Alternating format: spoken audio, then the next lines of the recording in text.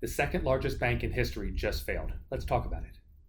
Hello everybody, Joe Werber coming at you. And last week, March 10th, we saw federal regulators step in and freeze over $300 billion of assets at the Silicon Valley Bank in California. And this goes down in history as the second largest bank failure since Washington Mutual back in 2008. What does this mean for you and your money? What does this mean for the customer's money? How did this happen? That's what we're going to get into today. Who was SVB Bank? Well, Silicon Valley Bank was a bank formed back in the 80s over a poker game, and their focus was on tech startup companies. So the issue I see here, the number one issue I see with this bank, is they were very narrowly focused on a niche customer, the tech startup, which in good times, tech startup companies and tech companies do very well. We see a lot of money flowing, and we saw that this bank had a great track record. Unfortunately, what happened was back in 2020, we saw that Fed Chairman Powell lowered interest rates to nearly 0%. This caused a boom in growth companies, specifically tech companies, and we saw these organizations be able to raise a lot of capital quickly because money was free. At 0% interest rates, it doesn't cost you anything to borrow assets. Unfortunately, because we saw the economy run away so fast, Federal Reserve Chairman Powell was forced to raise interest rates, and we saw interest rates go from 0 to close to 5% in less than a year. This dried up a lot of the capital that these tech companies had access to and forced them to begin to draw money out of their bank accounts. The worst thing that can ever happen at a bank is the customer removes their money from that institution. So you had a bank that was narrowly focused on tech companies, growth companies, and they unfortunately made a very bad gamble a few years ago. Now, in normal circumstances, this wouldn't be a gamble at all. This would be a guarantee. But let's talk about how this brought down the bank. For those of you who don't know, today's banks operate on what we call fractional reserve banking. This means that it's legal for banking institutions to lend out about 90% of their deposits. They're only required to keep about 10%. That means if you give $1,000 to a bank in the form of a deposit, they're only required to keep $100 or 10% of that deposit on hand, and they're legally allowed to loan out the other $900. And the way this works is banks typically don't have what we call a run. Most depositors don't go back all at once and ask for their money to be returned to them. What happens with the money that gets lent out, that's how the banks make money. The banks may pay you 1 or 2% on your deposits, and then they loan out the rest of your money at a much higher rate, either through mortgages or credit cards, and that's the profit center for banks. So let's take a look at SVB. What did they do? Well, they had over $300 billion in deposits, and on that 10% reserve, they decided to purchase bonds. That's what most banks do. They buy bonds. And they bought the safest bonds out there. They bought U.S. Treasury bonds. Unfortunately, they purchased these bonds at the absolute low interest rate of 1.79% for about 4 years. That means they tied up about $90 billion of assets in a very low yielding treasury bond. Now, the nice thing about bonds is if you hold those to maturity, if you hold U.S. Treasuries to maturity, meaning at the end of the 4 years, they would get back all of their assets. But they bought the bonds right before Powell raised interest rates. So those bonds that were issued at 1.79% don't look as favorable as the new bonds that are issued at 4, 5, 6, 7%, thereby decreasing the value of those bonds should the bank want to cash it in. And under normal circumstances, the bank would never try to cash in that money because it would just sit there. They'd have deposits coming in, they'd have enough money going out.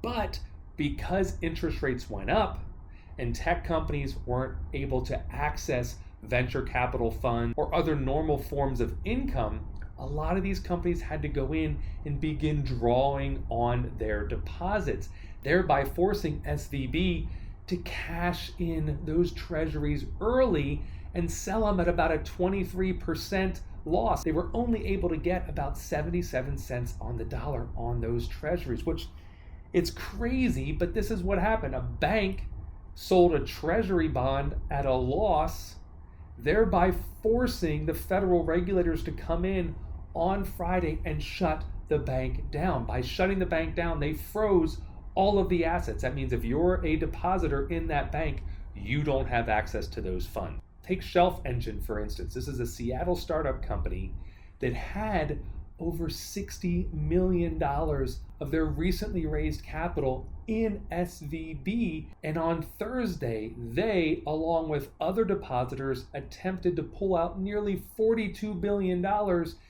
That caused the run to happen. That caused the federal regulator to shut the bank down. And now Shelf Engine has no access to that $60 million of capital. Future Joe Werbick here. Forget what I just said. It turns out that Biden on Sunday made the announcement that he is going to back up and basically make solvent every depositor at SVB. This is huge news. This is positive for every one of those businesses who had millions or hundreds of millions of dollars at the bank. But this is negative for all the taxpayers out there. I mean, because the bank made a mistake, you, the taxpayer, has to pay for that. So we'll talk about this in upcoming weeks, but it's crazy to me that we're just gonna bail everybody out every time they make a mistake. How long can we do this? But you're probably thinking, what about FDIC insurance? Yes, FDIC insurance does exist. And as of today, everybody at SVB that has $250,000 or less per account will receive that money back. In the case of SVB, that only represents about 4% of their depositors. That means 96% of their depositors had over $250,000. That means those depositors are not getting that money back today. Now, because the bank is in receivership, they will get some of that money back, but it could take months to years to see any of that money come back in. So imagine your Shelf Engine, $60 million in a very stable, safe investment like a bank just evaporated overnight. And it's not just Shelf Engine. There's other companies like Fitbit and Pinterest, or maybe the TV streaming company Roku. Roku had over $400 million, or about 26% of their cash, in SVB, and they do not have access to that money right now. So the implications are going to be far-reaching in the tech sector, but probably not in the banking sector. What do I mean by that? If you are an average American, you probably have less than $250,000 in any given bank. If you have more than $250,000, I would not recommend relying on the safety of that bank. There are other banks out there, and you can spread your deposits out.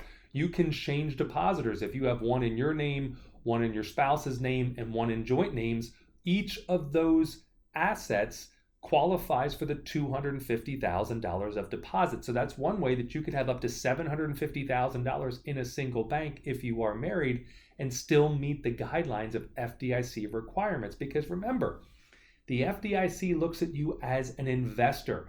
I know banks like to call you a depositor, but you're investing in that institution in hopes that that institution does not fail. Unfortunately, SVB failed because their customer base was too narrow and they made a bad bet on Treasury Bonds, and it came back to bite them in the end. Are there other banks out there like SVB? Of course.